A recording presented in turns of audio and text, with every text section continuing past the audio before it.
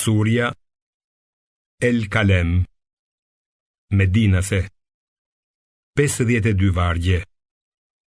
Bismillahirrahmanirrahim. Me emrin e Allahut, të gjithë mëshirshmit, mëshirë plotit. Nun.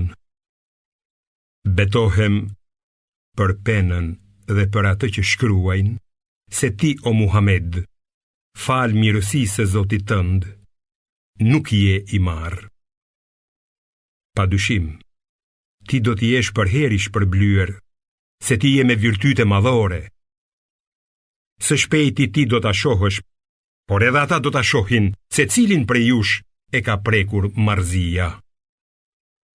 Zoti yt e di më së miri se cili është shmangur nga rruga e tij, dhe i njeh mirë ata që janë në rrugën e drejtë.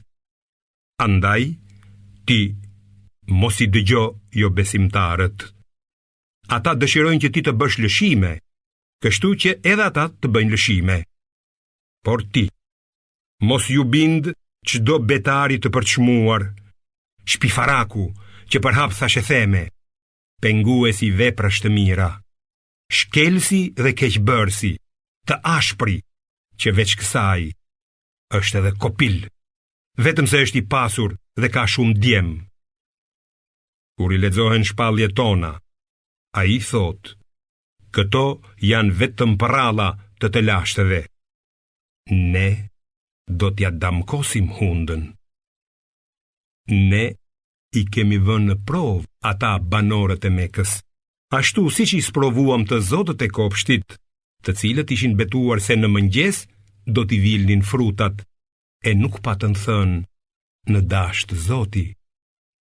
Kështu kopshtin e goditi një fatkeqësi nga Zoti yt, ndërkohë që ata po flinin, dhe gdhiu si i kositur. Në agim, ata thirrën njëri tjetrin. Nxitoni herët në kopshtin tuaj nëse doni t'i vilni frutat. Dhe u nisën duke pëshpëritur. Të mos lejojmë asnjë të vobekt që të hyjë në kopshtin ton. Ata u nisën herët të vendosur në atë që thanë. Por kur e pan kopshtin, ata thanë, ne qenë kemi vërtet të humbur, madje qenë kemi të privuar nga frutat e kopshtit.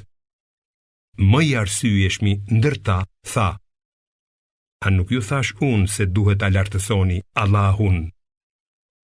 Lavdëruar qoftë Zoti ynë, thanë, ne pas kemi qenë vërtet të padrejtë.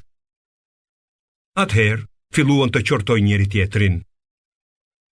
Ah, të mjertë ne, thanë ata, pas kemi qenë vërtet arrogant. Zoti ynë mund të na jap një kopsht më të mirë, po të kthehemi të penduar tek ai.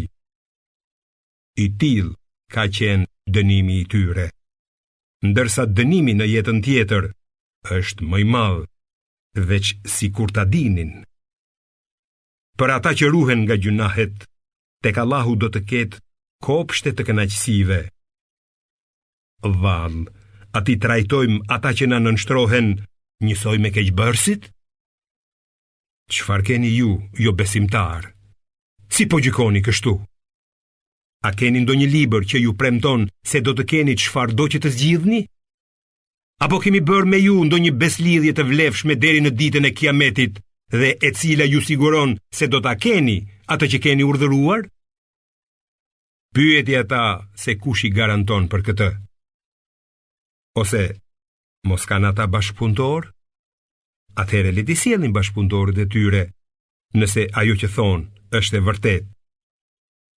Ditën e Kiametit, kur të zbulohen shumë ngjarje të frikshme, ata do të thirren që të parulen në sejdë, por nuk do të munden.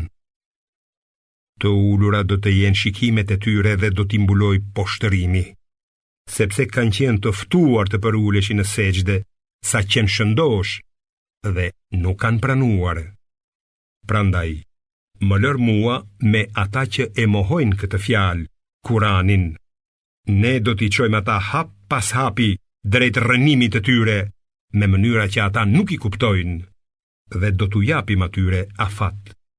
vërtet që kurthi im është i fortë.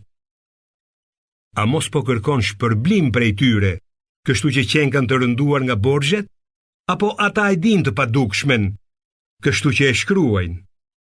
Prandaj, duro për gjykimin e Zotit tënd, dhe mos u bëj si njeriu i peshkut, Yunusi a.s. kur ju lut Zotit e vet i dëshpëruar në barkun e balenës. Sikur të mos i vinte mëshira prej Zotit tënd, ai do të hidhej në një shkret të tir, i fajsuar. Por Zoti i tij e zgjodhi dhe e futi me punë drejtët.